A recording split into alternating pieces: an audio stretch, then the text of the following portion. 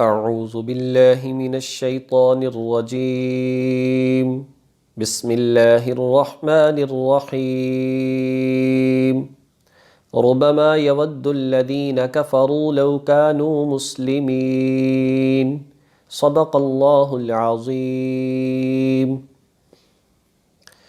خلاصہ قرآن حکیم کے حوالے سے آج پارہ نمبر 14 کا خلاصہ پیش کیا جا رہا ہے۔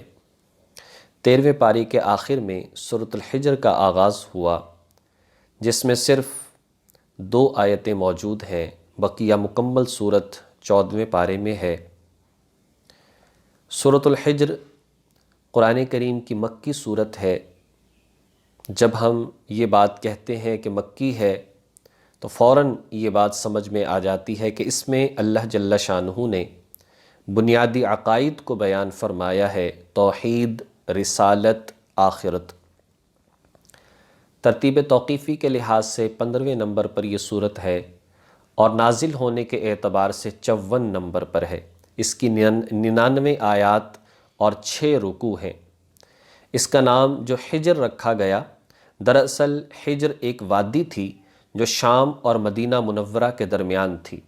اس پہ قوم سمود آباد تھی، جس میں اللہ رب العزت نے حضرت صالح علیہ السلام کو بھیجا۔ اس قوم کا تذکرہ ہے، اسی کی وجہ سے اس سورت کا نام سورۃ الحجر رکھا گیا۔ حروف مقطعات سے اس سورت کا آغاز ہوا، پھر قرآن کریم کی عظمت کو بیان فرمایا۔ آپ قرآن کریم کا اگر مطالعہ کریں، جن سورتوں کے شروع میں تقریباً یہ 14 حروف ہیں جو 29 سورتوں کے شروع میں آتے ہیں، جس سورت کے شروع میں حروف مقطعات ہوتے ہیں، فوراً بعد قرآن کریم کی حقانیت، قرآن کریم کا لا ریب ہونا، قرآن کریم کی عظمت اور شان کو بیان کیا جاتا ہے۔ جب نبی پاک صلی اللہ علیہ وسلم ان لوگوں کے سامنے عقائد کو بیان کرتے، اللہ رب العزت کا تعارف ذکر کرتے، تو لوگ طرح طرح کی باتیں کرتے، باتوں کا مذاق اڑاتے، انکار کرتے۔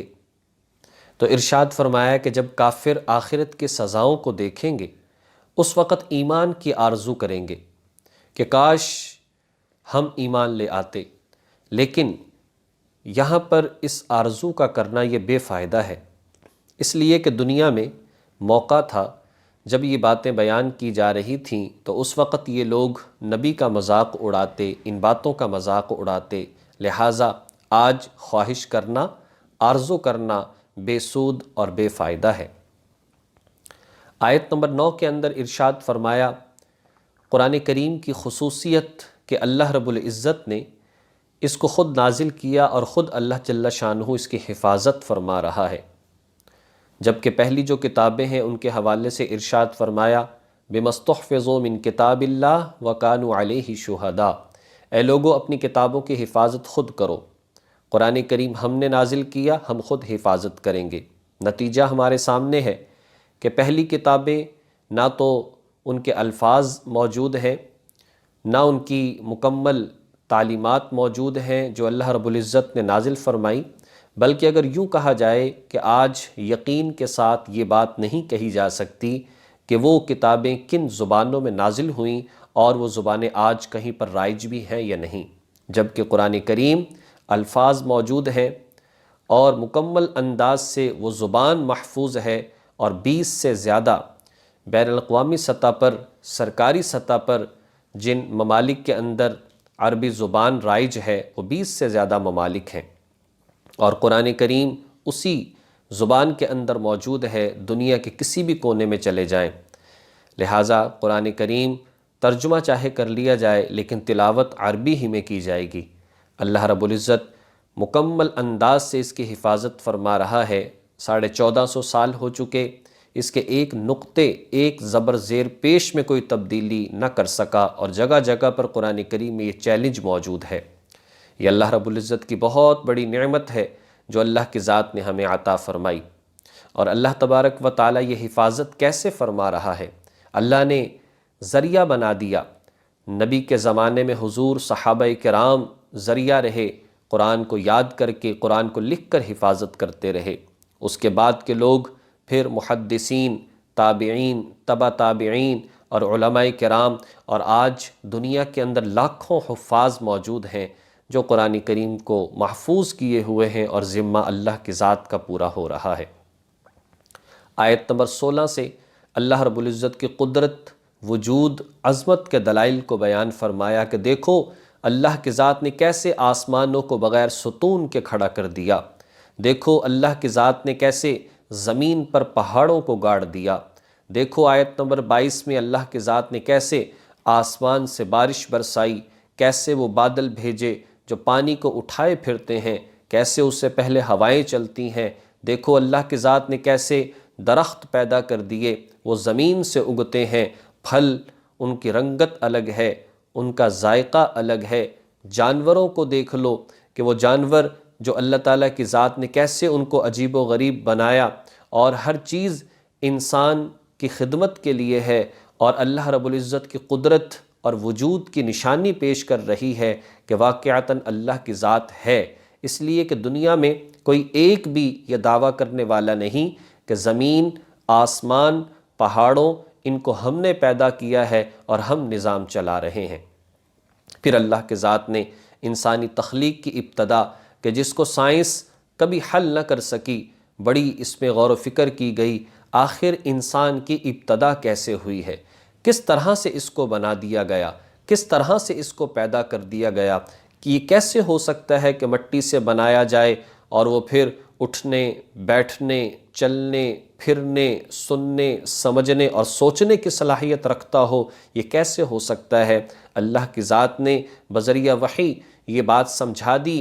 وہ اللہ کی ذات ہے کہ جس نے بے جان مٹی سے ایسی چیز کو بنا دیا جو یہ ساری صلاحیتیں اپنے اندر رکھنے والی ہے، جو آگ، پانی، ہوا، مٹی اللہ تعالیٰ کی ذات نے جو پیدا کیے ان سب میں تصرف کرنے کی صلاحیت رکھتی ہے۔ یقیناً اللہ تعالیٰ بڑی حکمت اور قدرت والا ہے۔ پھر اللہ کی ذات نے انسان کو مسجود ملائک بنایا، عظمت عطا فرمائی۔ اللہ تعالیٰ کی ذات نے حکم دیا تمام فرشتوں کو، اور شیطان جو کہ جنات میں سے تھا اسے بھی حکم دیا کہ آدم علیہ السلام کو سجدہ کرو، چنانچہ سب نے سجدہ کیا، ابلیس نے سجدہ نہ کیا۔ اللہ تعالیٰ کی ذات نے فرمایا تو نے سجدہ کیوں نہ کیا؟ تو کہنے لگا خلقتنی من نار، مجھے آپ نے آگ سے پیدا کیا ہے، اس کو مٹی سے پیدا کیا، میں اسے کیوں سجدہ کروں؟ یہاں پر یہ بات سمجھ لینی چاہیے، شیطان اللہ کی ذات کو خالق مانتا ہے، شیطان اللہ کی ذات کو رب اور پالنے والا بھی مانتا ہے۔ جیسے اس نے کہا خلقتنی من نار، تو میرا خالق ہے اور مجھے آگ سے تو نے بنایا، اور پھر کیا کہا قال رب بما اغویتنی، اے میرے رب میں ان لوگوں کو گمراہ کروں گا، مجھے مہلت دے دیجیے۔ آیت نمبر 39 کے اندر ارشاد فرمایا، تو فرمایا دیکھو یہ خالق بھی مانتا ہے، یہ رب بھی مانتا ہے، لیکن پھر بھی ملعون ٹھہرا اس لیے کہ اللہ تعالیٰ کے ذات کے احکامات کو نہیں مانتا۔ سمجھنے کی بات یہ ہے آج ہم بھی اللہ کی ذات کو خالق مانتے ہیں، آج ہم بھی اللہ کی ذات کو رب اور پالنے والا مانتے ہیں، لیکن ہم اللہ تعالیٰ کی ذات کے احکامات کو صحیح طریقے سے نہیں مانتے۔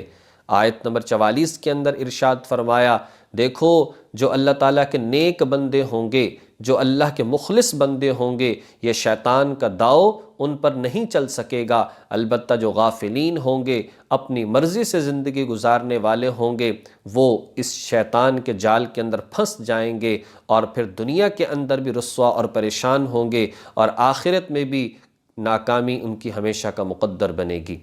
اس ترغیب اور ترغیب کے ساتھ اللہ تعالیٰ کی ذات نے فرمایا انسان کو مایوس نہیں ہونا چاہیے، انسان کو چاہیے کہ اللہ کی طرف متوجہ رہے، چاہے کتنے بھی گناہ ہو جائیں، انسان سچی پکی توبہ کر لے، اللہ تعالیٰ معاف فرما دیتا ہے۔ اللہ نے فرمایا میرے بندوں کو بتا دو آیت نمبر 49 اور 50 میں کہ انسان کو چاہیے خوف اور امید کے درمیان زندگی گزارے، جو نافرمانی کرے گا اللہ کا عذاب بڑا سخت ہے، اور جو اللہ کی طرف متوجہ ہو جائے یاد رکھو اللہ تعالیٰ بڑا بخشنے والا، معاف فرمانے والا بھی ہے۔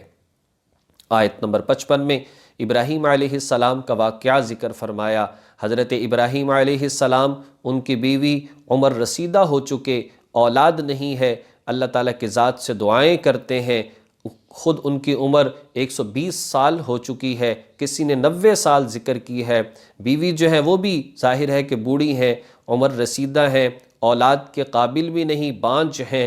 اللہ تعالیٰ کی ذات نے فرشتوں کو بھیجا اور انہوں نے آ کر خوشخبری دی، اے ابراہیم، اللہ تعالیٰ تمہیں بیٹے کی خوشخبری عطا فرماتا ہے۔ ابراہیم علیہ السلام کہنے لگے یہ کیسے ہوگا؟ کیا ہمیں جوان کیا جائے گا، یا میں کسی اور سے شادی کروں گا، یا کوئی اور معاملہ ہوگا؟ فرمایا اللہ تبارک و تعالیٰ اسی طرح سے اولاد دینے پر قادر ہے اور وہ عطا فرمائے گا۔ یہی فرشتے جو ابراہیم علیہ السلام کے پاس خوشخبری لے کر آتے ہیں، ابراہیم علیہ السلام ان کے لیے جلدی سے کھانے پینے کا بندوبست کرتے ہیں، بچھڑے کو بھونتے ہیں، لیکن وہ تو فرشتے تھے، وہ کہاں کھاتے پیتے ہیں؟ یہی فرشتے پھر آیت نمبر 74 میں آتا ہے، حضرت لوط علیہ السلام اور ان کی قوم کے پاس جاتے ہیں، جو قوم ہم جنس پرستی، فحاشی، بدکاری کے اندر پڑ چکی تھی، ایمان نہ لائی، حتیٰ کہ لوط علیہ السلام کے اہلیہ بھی ایمان نہ لائیں۔ اللہ نے فرمایا لوط اس علاقے کو چھوڑ کر یہاں سے نکل جاؤ، ہم ان پر عذاب نازل کریں گے۔ تو اللہ تعالیٰ نے ان فرشتوں کو عذاب دے کر بھیجا، اور پھر آج اس جگہ پر جہاں پر یہ قوم آباد تھی، اس بدکاری کی وجہ سے آج وہاں پر ڈیڈ سی موجود ہے، بحیرہ مردار موجود ہے، کہ جہاں پر کوئی چیز زندہ نہیں رہ سکتی۔ اللہ نے فرما دیا دیکھو کیسے انہوں نے نافرمانی کی، اور اس بنیاد پر ان کو آسمانوں پر اٹھایا اور پھر پلٹ دیا، اوپر سے پتھر برسا دیے گئے اور ان کو ختم کر دیا گیا۔ اس کے بعد سورہ نحل کا آغاز ہوتا ہے۔ قرآن کریم میں ترتیب توقیفی کے لحاظ سے یہ 16ویں نمبر پر ہے، نازل ہونے کے اعتبار سے 70 نمبر پر یہ صورت ہے، اور اس کی آیات 128 ہیں اور اس کے 16 رکوع ہیں، اس کے 6 رکوع ہیں۔ اللہ تبارک و تعالیٰ نے اس سورہ مبارکہ میں بہت ساری نعمتوں کو ذکر فرمایا، اس لیے اس سورت کا نام جیسے نحل ہے، نحل کہا جاتا ہے شہد کی مکھی کو، چونکہ اس کے اندر آیت نمبر 68 کے اندر ہے کہ شہد کی مکھی کا ذکر فرمایا کہ وہ اپنے رب کے حکم کی کتنی پابند ہے۔ اس کو سورہ نعم بھی کہا جاتا ہے، وَإِن تَعُدُّوا نِعْمَةَ اللَّهِ لَا تُحْصُوهَا، کہ اللہ تعالیٰ نے فرمایا کہ نعمتوں کو، اللہ کی نعمتوں کو اگر شمار کرنا چاہو تو انہیں گن نہیں سکو گے۔ اللہ تعالیٰ نے ارشاد فرمایا وَأَوْحَى رَبُّكَ إِلَى النَّحْلِ، کہ ہم نے وحی کی شہد کی مکھی کی طرف۔ کیسے ہم نے اس کی تربیت کی؟ اس کو کہا کہ چھتا بناؤ، اس نے چھتا بنانا شروع کر دیا، کہ چھتا کیسے بنانا ہے وہ بتایا۔ پھر تقریباً 20 سے 30 ہزار اس کے اندر خانے ہوتے ہیں جو مسدس ہوتے ہیں، 6 کونوں والے ہوتے ہیں۔ پھر باریک سے باریک خوردبین سے دیکھا جائے وہ خانے بالکل برابر ہوتے ہیں، اس میں شہد کا گودام ہوتا ہے، بچوں کے لیے الگ پورشن اس میں ہوتا ہے، اس میں ایک کنگ مکھی، ان سب کی سردار یعصوب جس کو کہا جاتا ہے وہ ہوتی ہے، بعض کو محافظ قرار دیا جاتا ہے، وہ دیکھتی ہیں کوئی نقصان نہ پہنچائے۔ بعض مکھیاں ایسی ہیں جو چھتے کی تعمیر اور بناوٹ کا کام کرتی ہیں، اور پھر جس پھول کو نچوڑ لیں اس پر نشان چھوڑ دیتی ہیں تاکہ کوئی آ کر یہاں سے غلط چیز کو نہ لے، اور اگر کوئی غلط اور زہر آلود شہد لے آئے تو اس صورت میں رس لے آئے تو یہ شہد کی مکھی جو کنگ مکھی ہوتی ہے اور جو دربان مکھیاں ہوتی ہیں وہ اس کو قتل کر دیتی ہیں کہ تم نقصان نہیں پہنچا سکتی۔ تو فرمایا کہ اے انسان تو بھی اپنے رب کا حکم کا پابند بن، تو اشرف المخلوقات ہے۔ یہ مکھیاں اپنے حکم کی پابند ہیں، اپنے رب کے حکم کو ماننے والی ہیں، تم تو پھر اشرف المخلوقات ہو۔ تو اللہ رب العزت نے یہ ساری باتیں انسان کو سمجھائی کہ انسان کو چاہیے، اللہ تعالیٰ کی ذات نے کیا قرآن کی دولت عطا فرمائی ہے، کیا وحی کی دولت عطا فرمائی ہے، کیا رہنمائی عطا فرمائی ہے، اس کے ہوتے ہوئے دوسروں کی طرف توجہ کرنا، اس قرآن کی دولت کے ہوتے ہوئے مالداروں کی طرف دیکھنا۔ فرمایا کہ یہ ناقدری ہے قرآن کریم کی تعلیم کی۔ اے نبی صلی اللہ علیہ وسلم، آپ کو جو حق ملا ہے اسے کھول کھول کر آپ لوگوں کے سامنے بیان کر دیجئے۔ آیت نمبر 18 میں اللہ تعالیٰ کی نعمتوں کو ذکر فرمایا۔ دیکھو اللہ کی ذات نے کیسے زمین کو تمہارے لیے فرش بنا دیا، کیسے آسمان کو تمہارے لیے چھت بنا دیا، کیسے انسان کو نطفے سے پیدا کر دیا، کیسے چوپائے بنائے، کسی کا گوشت کھاتے ہو، کسی کا دودھ پیتے ہو، کسی سے سواریاں کرتے ہو۔ دیکھو اللہ کی ذات نے کیسے بارش برسائی جس سے انسان مردہ زمین کو زندہ کر دیتا ہے، کیسے رات اور دن کا نظام بنایا، کیسے چاند سورج ستاروں کا نظام بنایا۔ یہ سب کے سب انسان کے لیے ہے۔ اللہ تعالیٰ کی ذات نے سمندر کے اندر پہاڑوں جیسی کشتیاں اور جہاز چلا دیے۔ وَإِن تَعُدُّوا نِعْمَةَ اللَّهِ لَا تُحْصُوهَا، تم اللہ کی نعمتوں کو گننا بھی چاہو تو گن نہیں سکو گے۔ تمہیں اللہ کی ذات کا شکر ادا کرنا چاہیے، جب ہم گن نہیں سکتے تو شکر کیسے ادا کریں گے؟ تو ارشاد فرمایا اللہ کے حکم کے مطابق ان نعمتوں کو استعمال کرو، زندگی کو سمجھو، مقصد کو سمجھو اور گناہوں سے اپنے آپ کو بچانے کی کوشش کرو، یہی شکر ہے۔ سورہ نحل کی آیت نمبر 90 بہت محکم قسم کی آیت، تمام جمعے کے خطبات کے اندر پڑھی جاتی ہے۔ عمر بن عبدالعزیز رحمۃ اللہ علیہ نے ان کو جو ہے جمعے کے خطبے کے اندر جو ہے وہ شامل فرمایا۔ ولید بن مغیرہ جیسا دشمن اسلام وہ کہا کرتا تھا یہ آیت اس کی وجہ سے اسلام کی بڑی عظمت ہے، اللہ کی ذات نے اس میں 3 حکم دیے، 3 چیزوں سے روکا۔ ان اللہ یأمر بالعدل والاحسان وایتاء ذی القربى وینہی عن الفحشاء والمنکر والبغی یعظکم لعلکم تذکرون۔ اللہ تمہیں عدل انصاف کا حکم دیتا ہے، جو جس کا حق ہو اس کو ادا کر دو۔ اللہ تمہیں احسان کا حق دیتا ہے، احسان کی ذمہ داری دیتا ہے، لوگوں کے ساتھ اچھا برتاؤ کرو اور رشتہ داروں کے ساتھ اچھا سلوک کرو۔ اور فحاشی سے روکا، منکر یعنی جن گناہوں سے روکا ہے ان سے رکے اور حد سے آگے نہ بڑھے۔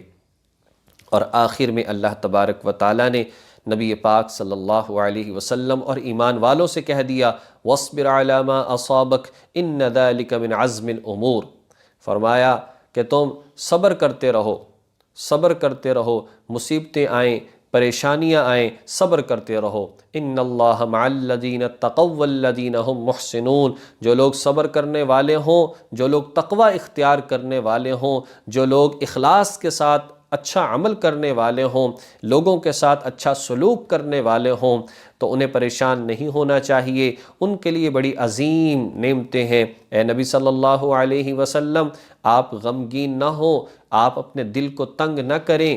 یہ لوگ مانتے ہیں تو بات کو مانیں، آپ کا کام پیغام پہنچانا ہے، آپ کا کام منوانا نہیں ہے۔ ان باتوں پر پارہ جو ہے وہ مکمل ہوتا ہے اور سورت بھی مکمل ہوتی ہے۔ اللہ تبارک و تعالی ہمیں ان تمام مضامین کو سمجھ کر عمل کرنے کی توفیق نصیب فرمائے۔ وآخر دعوانا ان الحمد للہ رب العالمین۔